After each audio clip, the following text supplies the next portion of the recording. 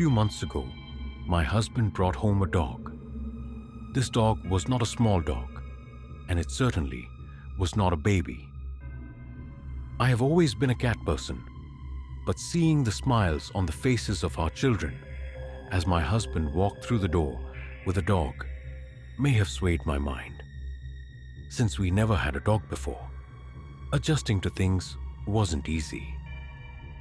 One day, after noticing we had run out of dog food, I went out to buy some more since my husband wasn't home.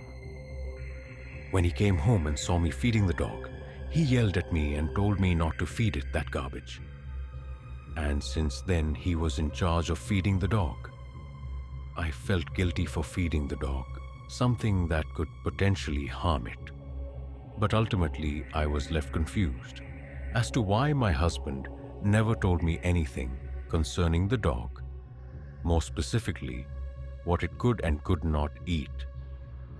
I brought these concerns up to a close friend of mine who works as a veterinarian, so she asked what brand I had been feeding it.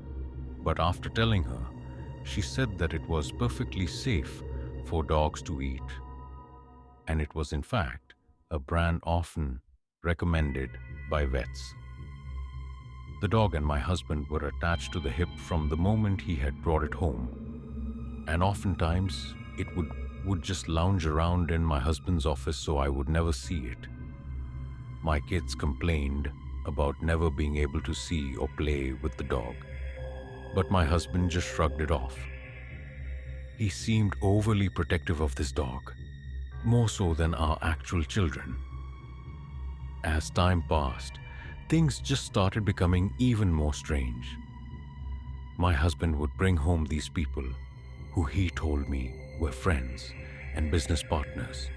But the weird part is that each time he brought someone home, it would be a different person. I never saw the same person enter our home twice.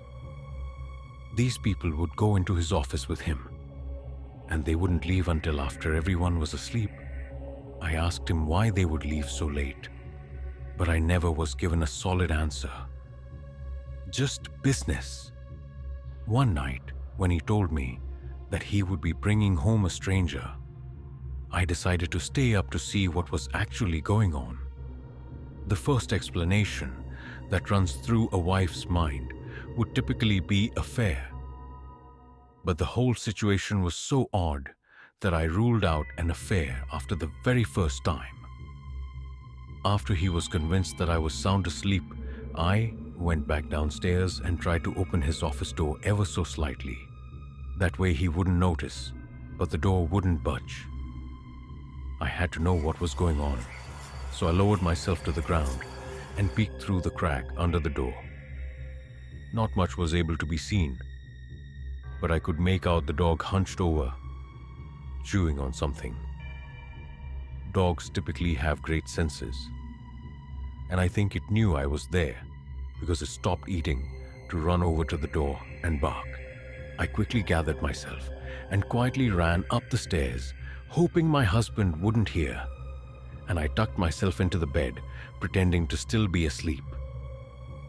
Moments later, my husband came trudging up the stairs and opened the door, but he just stood there, and I could feel his eyes on me.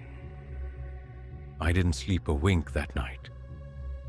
A few weeks have passed since that night, and I have not seen or even heard from my husband. I've noticed that the dog has been hanging around me more, and all it does is whine. I think it may be hungry, but I can't feed it because it requires a special diet, and I don't know what that could be.